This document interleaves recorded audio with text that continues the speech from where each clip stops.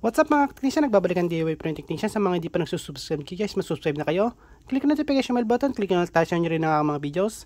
So yun guys, mag-unboxing tayo ng Orange Pi 3B 8GB RAM.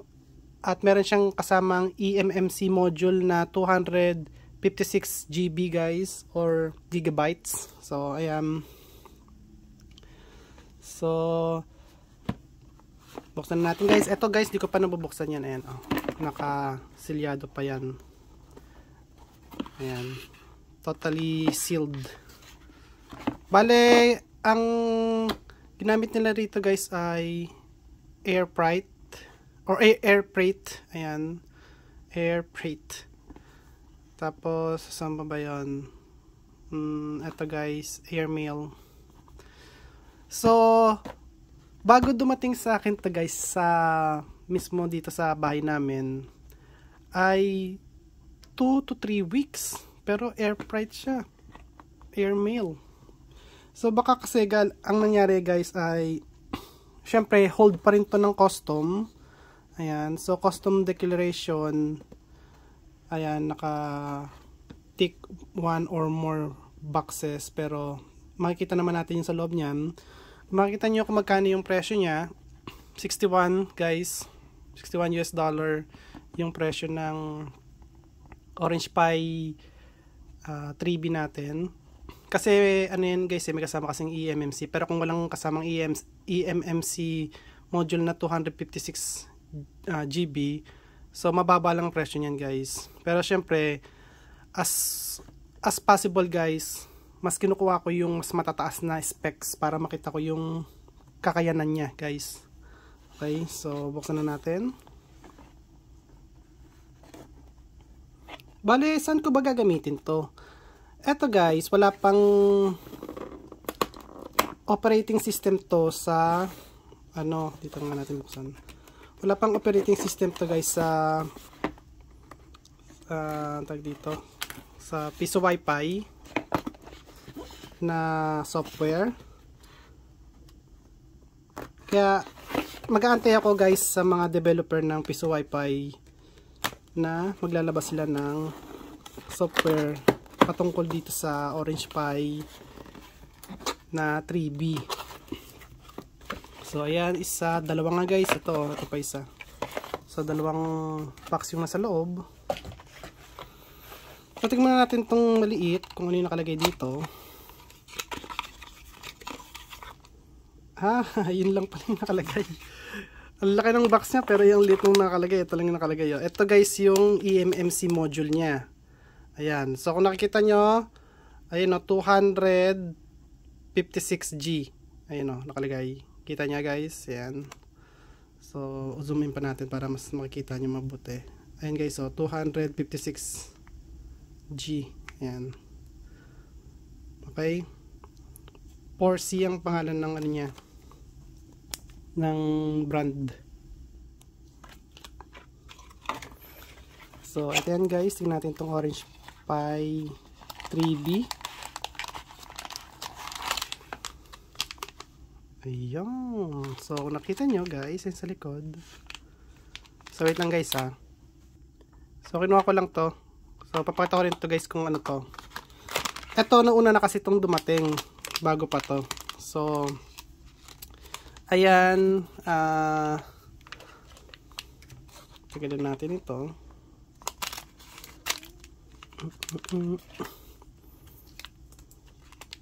At tingnan natin ito guys, syempre. Uy, ang ganda. Ang ganda pala ng Orange Pi 3B. Ayan. Kung nakita nyo guys yung sa may pin header niya, ayan, sa mail header niya, may ano na siya guys, oh, color coding na siya. Ayan, so makikita nyo na. So ganito yan guys ha. Yung mga red talaga niyan ay 5 volts. Yung mga yellow, itong yellow na yan, yan ay 3.3 volts. Tapos yung itim, mga ground yan guys. Ayan. Wag nyo gagamitin yung kulay green. Eto. Wag nyo gagamitin. Hindi ginagamit po ito kahit saan. Okay, kasi pag ito nagamit nyo kung saan man guys, at may pumasok na voltage, high voltage, wasak yan, yung ano niyan.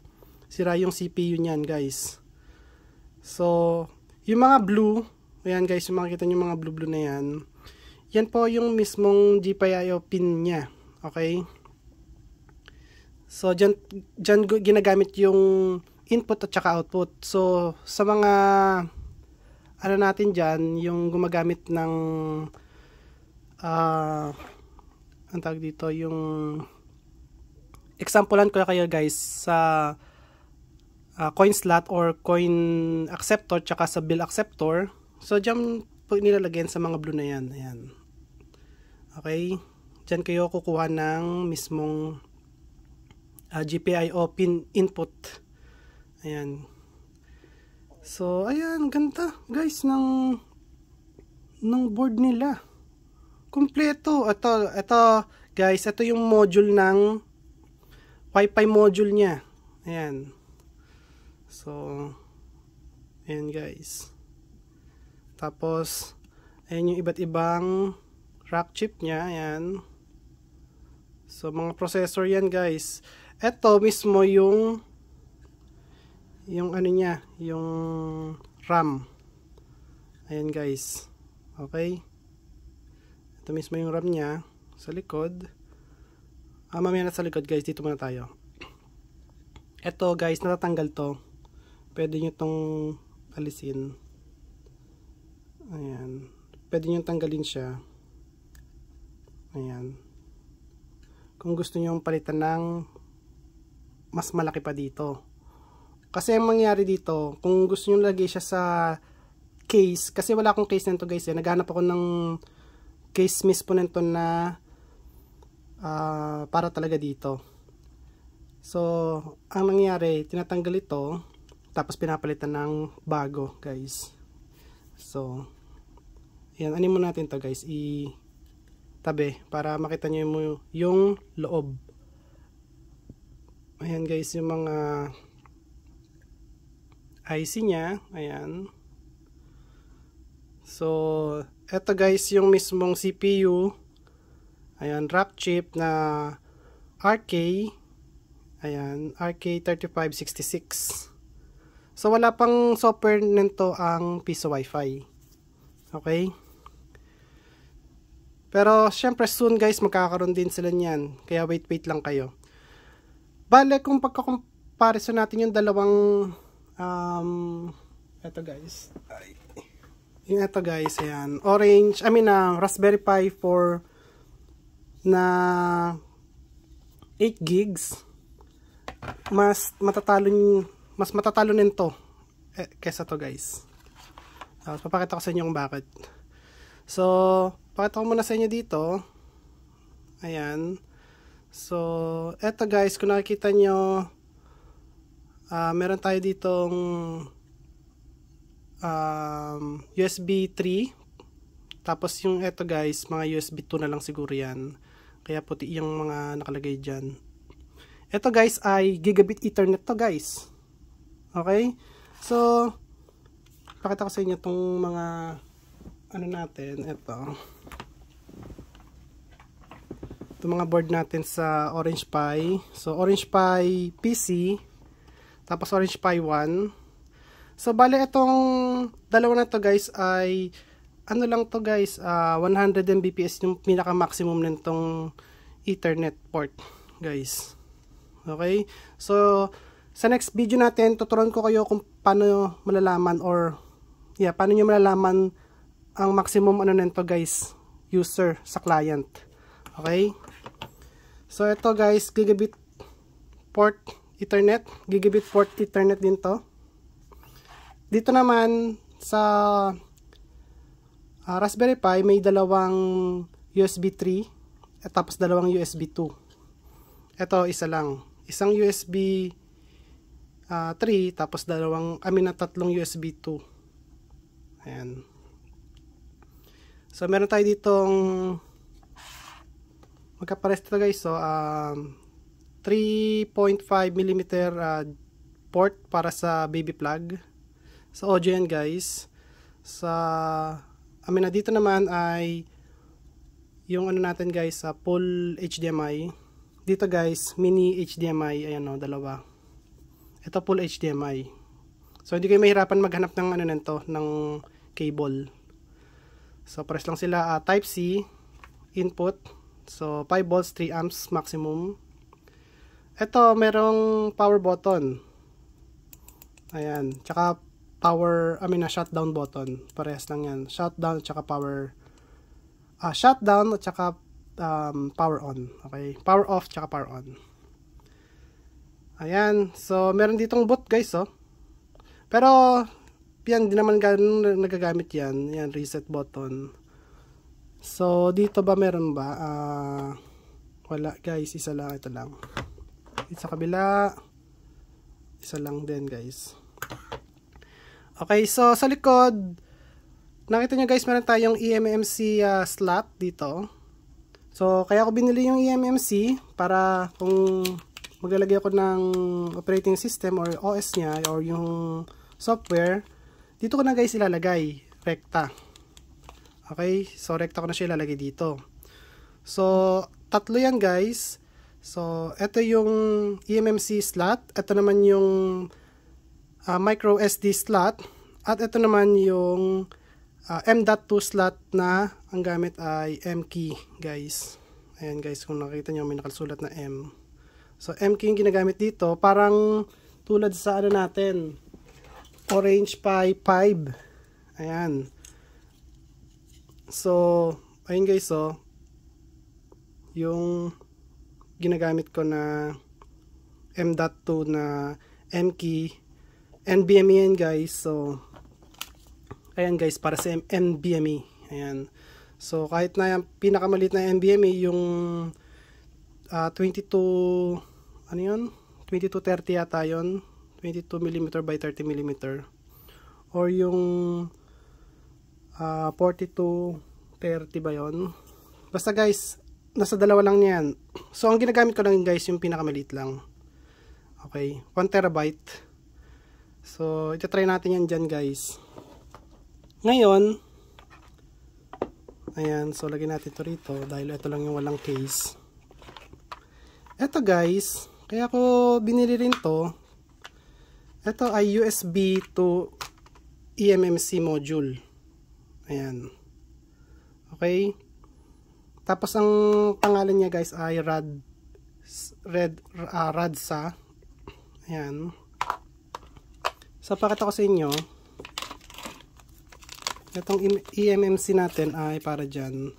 Para pagka naglagay tayo ng, or nag-reflash tayo, or nag-flash tayo ng software ng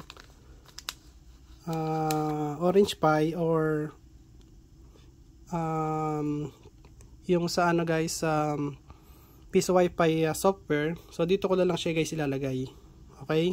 So meron dyang maliit, tapos meron dyang malaki. So, yung maliit, ayan guys, dito, yung malaki para dito. So, make sure, pagka nilagay nyo siya, is tama guys ha. Okay, kasi pagka hindi tama yan, yun o, kailangan tumunog. Ayun. Kasi pagka hindi tumunog na ganyan guys, so hindi siya nakalapat. Natanggal yan, okay? So, kailangan dalawang tunog, isa, tapos dalawa. And then ito, direkta sa my computer. So, i-replace lang natin dito sa gagamitin natin yung Balena Etcher. I-replace natin dito yung software kung sino man maunang magkaroon ng software sa piso Wi-Fi. And then, tatanggalin natin dito, ikakabit natin dito yan. Siyempre, bago natin ikabit dito yan, guys, kailangan natin to i-update yung bootloader nito. Okay? Kailangan niya na nakaka-read siya dito sa M.2 or sa NVMe niya, tsaka sa eMMC, at tsaka dito sa may USB port. Okay, kailangan nakaka-read sila dyan. Siyempre bago yon, kailangan natin gamitin muna yung micro SD. Okay, kasi ilalagay natin yung software ng Orange Pi dito, tapos i-configure natin yung bootloader para tag dito, magkaroon tayo ng access sa ano guys, sa dito guys, dito isa nasa USB-A, sa eMMC at saka sa NVMe. Ayan. So, ayan, kaya bumili ako nito. And then tatry ko rin yan guys dito. Ito. Pagka bumili kayo nito guys, ito lang yan, magkasama. Ito guys, iba pa to. Iba pang bentahan nito or iba yung seller nito guys. Okay? So, kung ayaw nyo gumamit nito, USB, direkta na agad siya rito sa eMMC. So, ang gagawin nyo, dito guys, ayan, converter din to. So, micro SD to eMMC, ayan. Okay? So, ganun pa rin guys ang lagay niyan. Tsaka hindi naman kayo malilito dahil may nakasulat dito, ayan o, may triangle, so ito yung may cut. So, pag ganyan siya guys. Ayan. Okay? Tapos, didiinan nyo lang. Ayan. Diin una. Ayun, tutunog. Tapos, diin pangalawa. Ayun. So, ganun lang siya guys. Ayan. And then, ito ilalagay nyo na sa may tag dito. Saan na ba yan? Wait lang, kuha ko.